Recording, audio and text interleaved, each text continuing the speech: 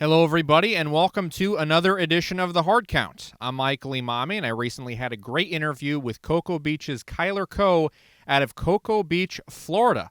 Apologies for the bit of a late release on the videos. I know there's been some time that has passed. Myself and my family have been out. We went on vacation the last hurrah of the summer, and obviously I've been busy with keeping up with summer classes as well, so I'm glad to get this video out with Kyler. He's a member of the 2025 class and currently stands at 5'7" and 130 pounds. Coe is very versatile and plays all over the field. Saw some good action this past year as he's gearing up for his first year in high school, being a freshman, coming up. It was great talking with him. All right, everybody, here is Kyler Coe. Enjoy. So I see here that you attend Cocoa Beach Junior Senior High School out of Cocoa Beach, Florida. A lot of great athletes out of Florida, middle school and high school. Florida obviously being the #1 most recruited state. It's very, very much popular in terms of the big D1 colleges. And I see that you play a variety of positions. I know that you said that you play wide receiver and defensive back, but I saw that you played a little free safety, played a little bit of running back. So you're kind of all over the field. And you also mentioned that I believe you played for varsity for in 7th grade. Is that right? At one point? Yes. Yeah, I Okay. played last 3 games of varsity started. Okay, wow. So tell me a little about that experience playing with some of the bigger guys. So when I first went out on the field, so my coach called me in. I was really nervous, but as soon as I got out there, I just I just did what coaches told me to do, and I got bullied around a little bit, but then once I got used to it, I was doing good and did fine. Okay, yeah. It can be kind of hard to adapt at that point, but what's kind of the biggest difference from playing kind of with kids your size versus playing with kind of the older and bigger guys in high school? Because I understand that, going from kind of Pop Warner to the big leagues is kind of a bit of a stretch there, huh? Yeah, so it's just a lot weirder and like strange playing against such tall kids and bigger kids, but I just play the same way and the same results happen. So in Pop Warner, obviously, if I'm going to go hit a kid, it's going to be a little bit easier. And then when I get to high school, it's going to be a little harder, but I still been doing good.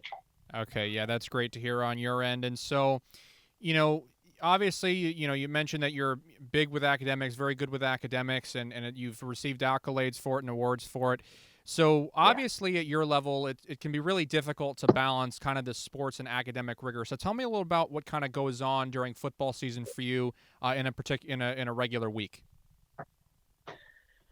So we have practice every single day of the week, and then Friday's game days, obviously. So, um, I get my schoolwork done 8:45 to 3:30. Uh, do good in school. I get a good lunch, and then we have practice from like 4 o'clock to 6:30, and after that I go home, get all my homework done, eat, and go to bed. So that's pretty much how it is on weekdays. Okay, yeah.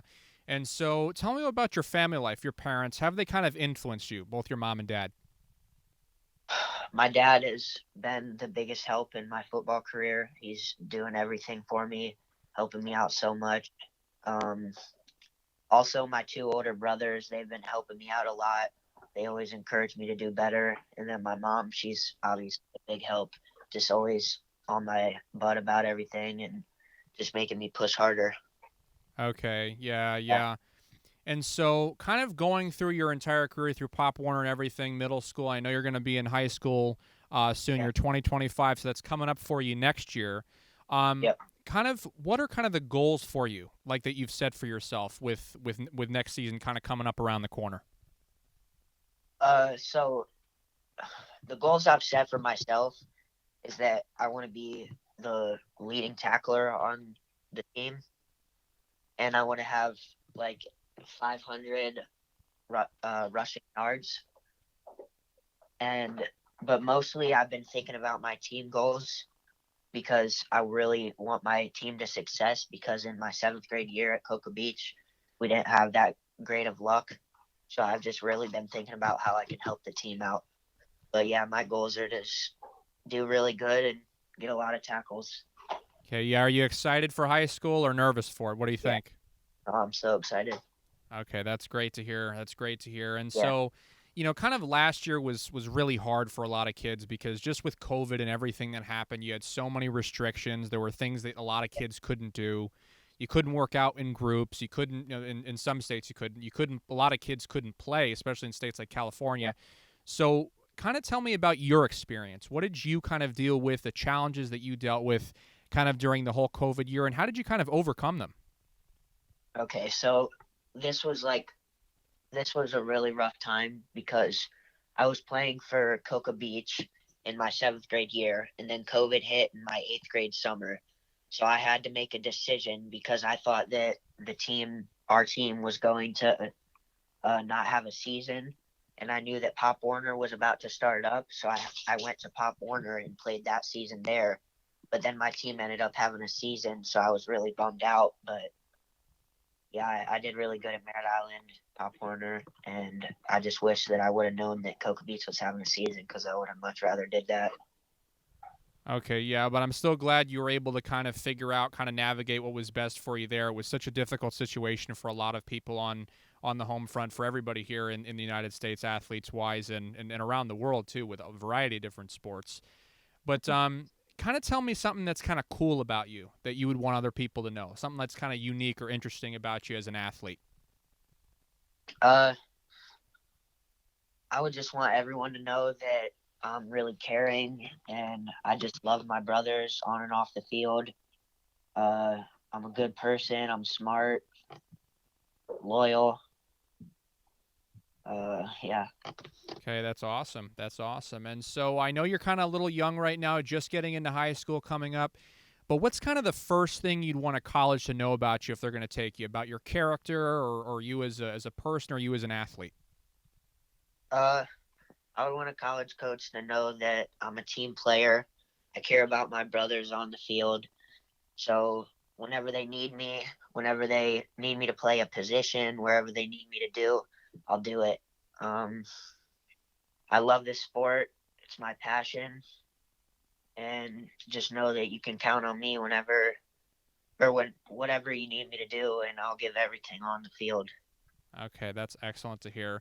And do you play any other sports at all, or is football kind of your only sport? Football is definitely my main sport, but I play basketball and run track. Okay, yeah. Do you feel like kind of when you train for football, do you feel like those sports are kind of similar in ways when you train for them? Yeah, especially basketball because like in basketball you have to play good defense, keep your eyes on the hips when they're dribbling. Um, you have to go up for rebounds, use your body to catch the ball.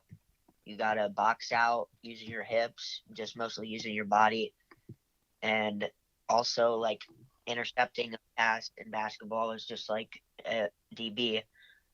And then track is helping me run faster, so I can see that as well.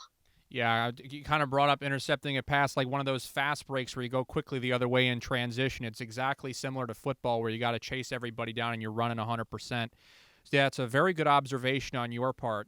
And this is going to be the hardest question that I'm going to ask you. The last one coming up. Are you ready for it? Yes, sir. All right, here we go. And think about this one very, very carefully. If you were to get drafted by an NFL team, what would be your preferred team that you'd want to be drafted by? The Cleveland Browns. Oh, Cleveland Browns. Why Cleveland? I was born and raised there. Oh yeah, really? So you're an Ohio kid? Yeah. Okay, that's awesome. That's awesome. Hey, well, thank you so much for coming on, Kyler. I really appreciate it. Yes, sir. Thank you. All right, everybody, that was Kyler Coe out of Cocoa Beach, Florida. If you'd like to contact Kyler, his Twitter account is @KylerCoe, and that's spelled @KylerCoe. If you'd like to contact me, my Twitter account is @ImamiMichael. Both my Facebook and Instagram are @TheHardCount with Michael Emami. Also, Snapchat is Michael Emami as well. Go ahead and subscribe or add that and check that out. Videos are released on there too. And also, don't forget to subscribe to the YouTube channel and click the bell at the top right-hand corner so you'll never miss a video. Also, be sure to post Kyler's Huddle link and information below as well, as him and his parents created a very, very cool website that kind of puts everything in one place. Actually, a great idea by him and his folks. And in case you guys want some inspiration to go ahead and create your own website, go ahead and check his out. It is very, very cool. And obviously, he's way ahead of the game in terms of getting his name out there, too. All right, everybody, thanks so much for tuning in and checking this episode out. This has been The Hard Count. Do you have what it takes to go to D1?